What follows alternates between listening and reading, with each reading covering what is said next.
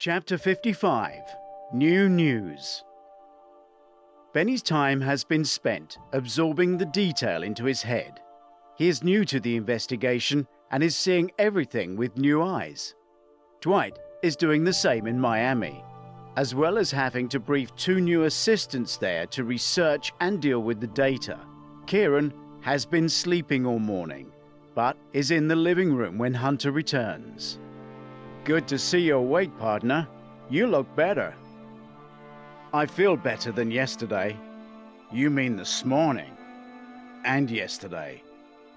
Hunter catches the wall chart, which now has green marks across the 7 band members. In the Donna column are the words performing on stage as their alibi. Ah, good. 7 less potential killers, and we can confirm Bogdan didn't kill himself. Proof. What have you been up to? Asks Kieran. Walking the murder routes again. Why? It's his job, Benny says jovially. No, it's a good question, Hunter says. Someone tells you something, a few will just accept it. But some will question as to whether it's true, Benny glees. Hunter shakes his head. Far more important. He looks at Kieran. The smart ones ask, why? Why are you telling me this? That's the most important question to ask. So, if I'm listening to the news, Benny extrapolates. Perfect example, Kieran sighs. And you can hear that he doesn't have power in his delivery yet. Ask why. Ask why they're telling me this. You mean the news is not news? Benny asks. Rarely, Hunter says. It's a mixture of propaganda, spoon-fed press releases, and deliberate leaks, edited by program makers to induce fear, Hunter explains. Fear?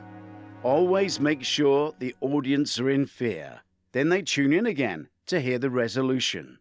The storytelling, it's called, well, I guess you could compare it to Erst, Kieran says. Erst? Unresolved sexual tension, same as unresolved news tension. Yep, in news it's the unresolved news story. As soon as it's resolved, the story's dropped. People don't tune in, Hunter says. So, why were you looking at the murder scenes? Benny asks. You mean you don't want to know what I found? Hunter is trying to twist Benny in knots, but Benny stands his ground. No, not anymore. I don't. Why did you go back? Hunter looks at him very disappointedly and holds the silence as he would in an interrogation. The space is to make the captive feel uncomfortable. You did find something. That's good because Wild Mary has been on to me and Dwight for news. I mean on and on and on. Benny, I found nothing. As I said, why? Kieran restates. Serial killings are normally sexual, and we're digging around dens of iniquity. The dark pool bar at night, the back stairs behind the lounge, the empty box in the theater, and Lawrence of Arabia. Oh, the captain would like to see you. Why? Hunter and Kieran say together. Chapter 56 A View from the Bridge. Hunter helps Kieran walk into the bridge. The officers applaud, but the captain is shocked at the intrusion. Benny drives in behind and opens his keypad ready to take notes. The ship is rising and dropping on the swell, which is far more obvious when the horizon is visible. The sky outside the window is dark and angry, and white horses break all around on rising waves. Sit here. The captain offers Kieran his chair, the one above the double seat of the 2 officers who drive the ship. You wanted to see us, sir, Hunter says. Arriving 3-handed dilutes the ability for the master of the ship to direct venom. It also stages any conflict in front of his own officers, and means the captain must conduct himself without any recourse. The weather seems to be craving your attention, sir, Kieran says from the best seat in the house. I can't change the weather, and Miami tells me to stay on this course. My officers drive the ship. I've been reading. I looked into Lawrence of Arabia, something I thought you would not have time to do. The three investigators listen. The captain fills the silent gap. I know the film, but I don't know the book or the quote in evidence. It's a very descriptive, stylish book, but it never mentions the 7 Pillars of Wisdom, and the title of the book was originally for an earlier work. That intrigued me. Why? Because you felt that the note left with Donna was meant for an earlier victim. Hunter fails to see the connections, but Benny keeps typing with one finger. It was enough of a connection to make me read on. The book was going to be the work on the 7 greatest cities in the Middle East. Cairo, Izmir, which is a cruise port, but Lawrence referred to it then as Smyrna, Beirut, Constantinople, Aleppo. Syria, a place I'm never allowed to forget. Kieran drearily reflects, showing he is not totally asleep. Plus Damascus and Medina. I was looking for a link, but none of those destinations are places on our world cruise. Detectives often struggle down blind alleys, Hunter says. Lawrence was without doubt a frustrated writer. He destroyed that manuscript and started his diaries under the same title. And Bob's your uncle, Kieran interjects. No, Lawrence lost the diaries. He claimed he fell asleep on a train and had them stolen in Reading. The published book appeared to be the third attempt, delayed gratification. Sometimes you can try so hard, sir, you end up making the available nonsense fit the crime, Hunter says. I'm sure, but I was intrigued to find the eventually published third attempt at the book was a totally different style and quality of writing to the eventually found lost diaries. Are you implying it wasn't his own work? Hunter asks. Like we have a copycat killer, Benny interjects, finding a tenuous link. Forgery and work for hire happen to this day. In music, art, and chart-topping novels, Kieran adds. Known stars are found and contracted to front publishing houses' work. Be that as it may, gentlemen, for a humble seaman who loved this classic film, this was all rather a shock. Well, I hope you get over it, Hunter says, thinking they might have come to an end. Did Lawrence write the poem with the killer's quote? Benny asks. Yes and no. Nice to keep the options open, Hunter says wryly. We are going somewhere with this, aren't we, sir? Only this world cruise might be over before you get to the end. The captain looks at Hunter, but refrains from being drawn away from his research. He wrote it, but he stole it. He was quoting from a translation from Herodotus, an ancient Greek historian. Captain Neal pauses for Benny to catch up. Herodotus developed a method of systematic investigation, collecting materials, then critically arranging them as you are on your evidence board. Is someone jerking us around? That's not my punchline, Neal says.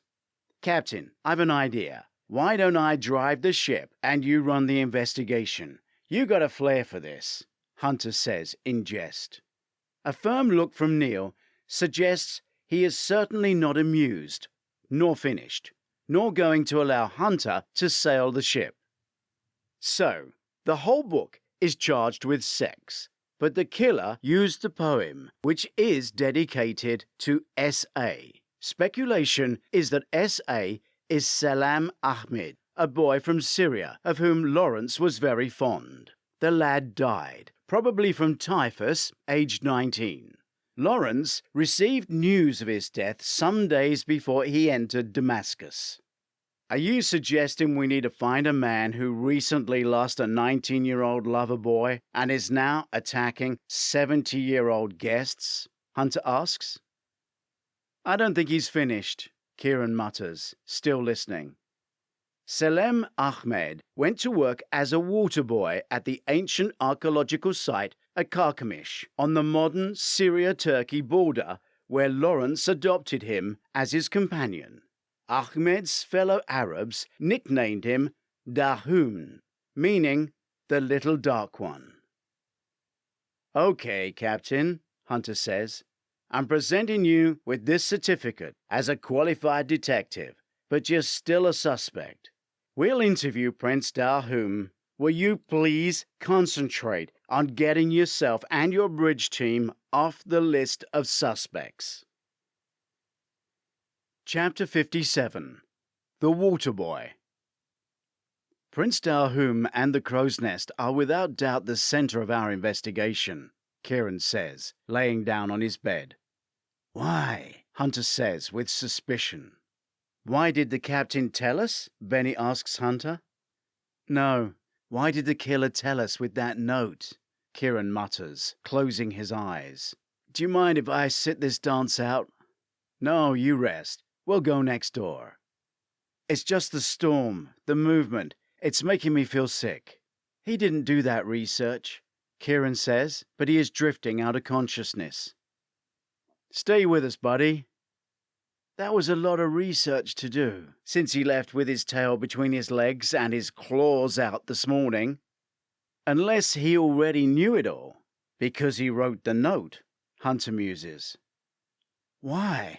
Kieran breathes. "Yeah," Hunter agrees, solving the puzzle. He reaches just outside to the telephone on the desk next to the adjoining living room door. "Ritter," is heard on the speaker as Dwight answers in Miami. "Dwight, it's Hunter with Benny and Kieran in the room." "Afternoon. Have you heard the one about the kid called Prince Salim Ahmed Dahun?" Hunter starts as if telling a joke. "No. I think this story came from Miami. The killer can't be here. We've just been fed a story. Somebody wants us to feed it back to Wild Mary for her to leak. Is that a problem?" "Don't know. It might be true." "Send it over." The call ends. "Use the Arabic name. Don't use the nickname the barman has. Don't connect him," Kieran mutters. Hunter looks down and sees a mess on the pillow. The wound on Kieran's head is leaking. He goes back to the phone and dials. "Kieran, you rest, partner. Doctor will be up to check on you soon." He encourages Benny to leave, and when in the living area, they close the door to let Kieran rest. "That story gives the company a bucket load of publicity, right?" Benny asks. "It's more than that. The crafting of that story is amazing. That could run and run," Hunter says. "Why?" "What do you mean, why?" "You told us to ask why." "Okay, why was such a useful story in a dead woman's mouth?" Hunter asks. "Oh," Benny grunts. "Is that one too many whys?" Hunter asks, allowing the wormhole of thought to develop despite its madness. "Why would the publicity department plant a story in a dead woman's mouth? That's simple. Fake news turns bad stories into amusing tales, disguises the truth, diverts attention." Benny is shaking his head. He understands the philosophy of fake news and can see how it works. But have they gone one step too far?